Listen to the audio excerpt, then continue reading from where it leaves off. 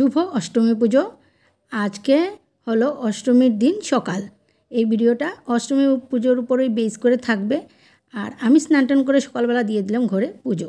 আজ একটু বৈবতনাশিনীকেও দিয়েছিলাম, তাই একটু দেরি হয়ে গেল, বেজে গেল 12টা। আর দেখতে পাচ্ছ এত গরম পড়েছে, তার জন্যই আমি একদমই পুজোতে সাজগোজ করতে পারছি না। সিঁদুরগুলো গলে গলে পড়ছে আর ঘেমে একদম একাকার।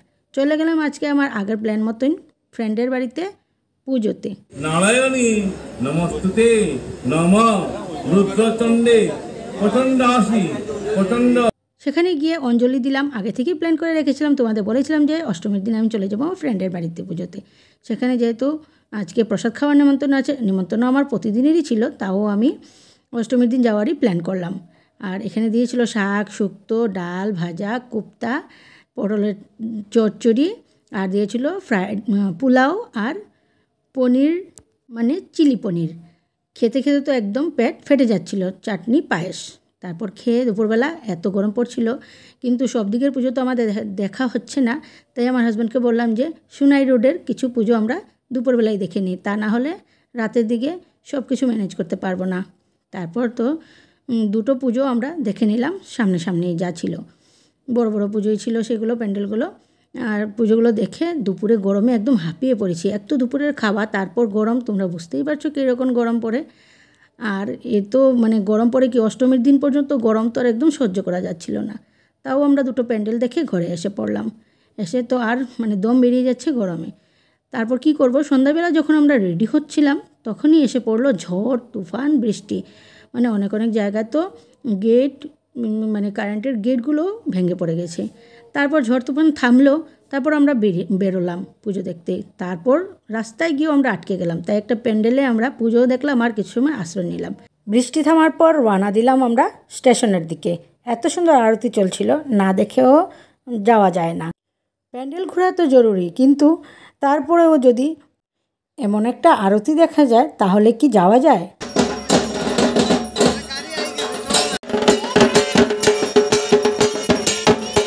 প্রতিটা প্যান্ডেলেই জুবিন গার্গের জন্য শ্রদ্ধাঞ্জলি দেওয়ার ব্যবস্থা করা হয়েছিল।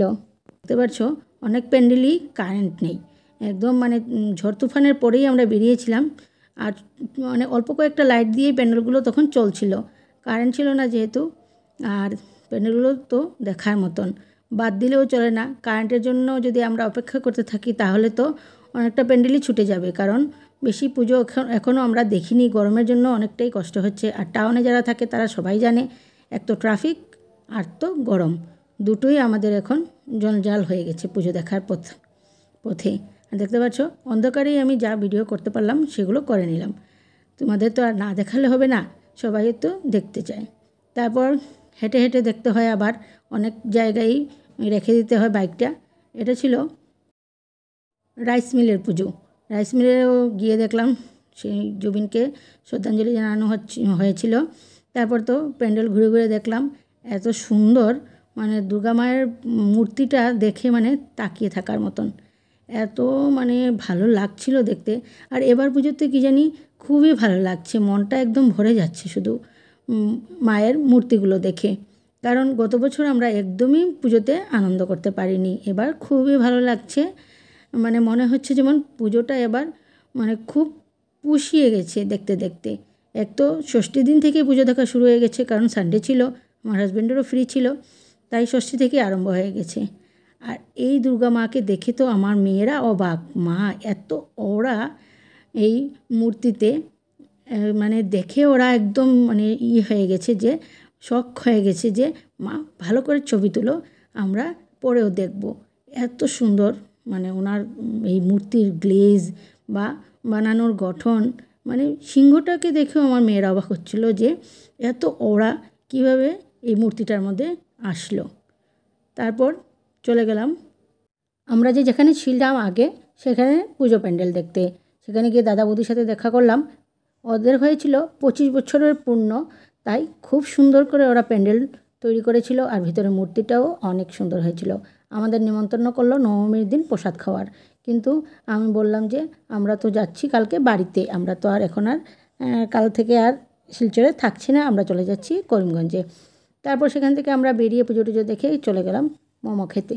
বাকি ছিল আমাদের কিছু হাইলাকান্দি রোডের পুজো দেখা, সেগুলো দেখতে চলে গেলাম। একের পর এক প্যান্ডেল আর মূর্তি একদম দুর্দান্ত, বলার আর কোনো শব্দ নেই। তোমরা দেখলেই বুঝতে পারবে যে কেমন পুজো হয়েছিল এবার শিলচরের। তাই আমি তোমাদের ডিটেলসে যতটুকু পারলাম প্যান্ডেলগুলো দেখিয়ে দিলাম। ভিডিও বড় হয়ে যাচ্ছে আমি সেটা চিন্তা করছি না, কিন্তু আমার মানে যারা ভিউয়ার্স আছে, আমার ফ্রেন্ড যারা আছে, তারা যেন মিস না করে। অনেকেই শিলচরের, অনেকেই আবার শিলচরের বাইরের। আমার কাছে অনেকেই মানে বলে যে দিদি তোমার ভিডিওগুলো দেখতে আমাদের খুব ভালো লাগে। তাই আমি ডিটেলসই দেখানোর চেষ্টা করলাম অনেকটাই। তোমরা আমার ভিডিওটা বড় হয়ে যাচ্ছে বলে একটু ক্ষমা করে দিও।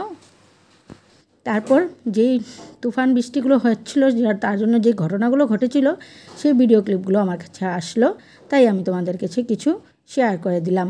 আর যতই যা হোক না কেন, একটুখানি সাবধানেই তোমরা সবাই পুজো দেখবে, আর আমরাও একটু চেষ্টা করব সাবধানেই পুজো দেখার। এতদিন তো গরম লাগলো, আর এখন ঝড় তুফান উপড়ে পড়েছে। তাহলে আজকের মতন আর এইটুকুই। Tata, bye bye.